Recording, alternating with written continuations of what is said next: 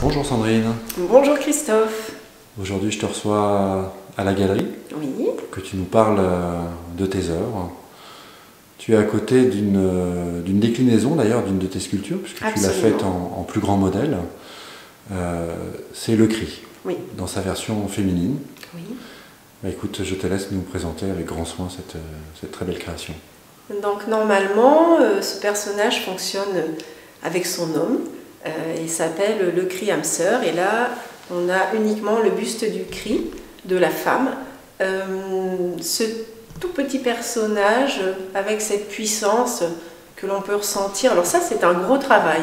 Donc j'expliquais que je travaillais d'abord avec la boîte crânienne, etc. Pour travailler toutes les dents, l'intérieur du palais, etc. J'ai coupé l'arrière du crâne dans ma terre et j'ai travaillé par l'arrière tout l'intérieur, tout le palais pour que tout fonctionne. Donc elle a tout son vrai nombre de dents, le filet de la langue, etc. J'aime tellement le corps humain que je ne veux laisser rien au hasard. Et peut-être le savez-vous, je ne travaille jamais avec un modèle. Donc ça veut dire C'est bien que, de le préciser, voilà, ça, effectivement. tout ce que vous pouvez voir de mon travail, aussi fidèle soit-il à l'humain, vient de mes rêves et de mon savoir-faire. J'ai très bien appris mon métier. J'ai fait une école classique chez un loge de Rome qui avait beaucoup de connaissances, enfin une perfection même de la connaissance anatomique qu'il m'a transmis. Donc cela me permet d'être très fidèle après à l'humain. Ce cri-là, je pourrais dire que c'est juste un cri de femme. Le cri de toutes les femmes, de toutes les époques, de toutes les conditions, de n'importe quel niveau social, de n'importe quel pays. C'est un cri de femme. Ce cri de rage, ce cri d'injustice.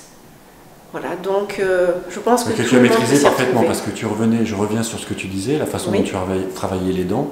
Oui. Enfin, c'est juste énorme quand on voit vraiment ce détail. Chaque détail, oui. Ah oui, c'est Et puis, tout ce qui se passe dans un cri, c'est-à-dire qu'un cri ne nous rend pas esthétiquement beau. Vous pouvez voir tous les plis qui s'occasionnent sur le haut du nez, les narines remontées, toute cette structure en fait. Bien penser à cette mâchoire qui rentre, donc sur le profil, le menton plus en recul, etc. Donc c'est très important de le ressentir. Donc moi ce que je fais, c'est qu'à chaque fois que j'ai une pièce à réaliser, je prends la position et l'expression dans mon corps. Je la ressens et à partir de ce ressenti, je le retranscris. Voilà.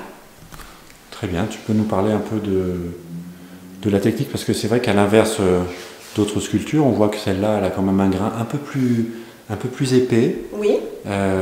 Est-ce qu'il y a un oxyde dessus qui rend cette couleur-là? Oui, donc une fois que j'ai sorti ma résine, je la retravaille, je redonne une texture par-dessus. Donc je choisis dans ma série des découpages qui sont uniques pour chaque pièce. Donc vous allez avoir cette version du cri où elle aura presque les deux seins complets, une autre où il y aura un bout de sein manquant, une plus courte. En fait, je m'amuse dans ma création. Et après cette texture rajoutée, il y a un travail d'oxydation en plusieurs couches. Et tu as raison, cela donne une sorte de texture un peu épaisse par endroits. Un peu plus granuleuse. Voilà, c'est exactement ça. On sent le grain du fer à la surface.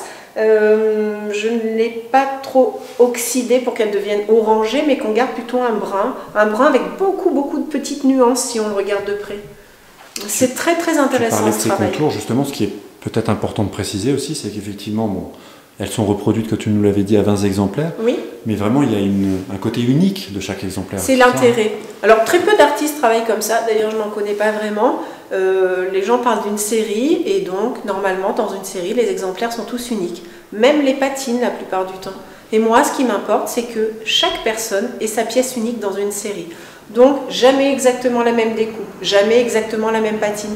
Quand vous voyez une pièce, quand vous allez voir une pièce dans la galerie, s'il y a acquisition de cette pièce-là, il y aura un autre exemplaire qui reviendra, donc vous pouvez faire vous-même l'acquisition, mais sachez que ce sera une pièce un peu unique. Vous n'aurez pas tout à fait la même chose au même endroit. Cela m'importe beaucoup. Très bien, bah écoute, merci de ces précisions Sandrine, effectivement, pour ceux qui ne le savaient pas encore. 20 exemplaires bien sûr, mais 20 exemplaires personnalisés. Exactement. Et ça c'est quand même une force aussi, et ce qui rend ces pièces-là quelque part unique aussi. Oui, exactement. Je te remercie Sandrine pour cette présentation. Je rappelle que, bien évidemment, comme toutes ces autres sculptures, vous pouvez la retrouver à notre galerie, 6 rue Ferrachat, dans le 5e arrondissement de Lyon. C'est dans le vieux Lyon, exactement. Mais aussi sur notre site internet www.la-du-6, galerie-du-6, marronnage avec un S, bien sûr, .com. Merci Sandrine, à bientôt. À bientôt.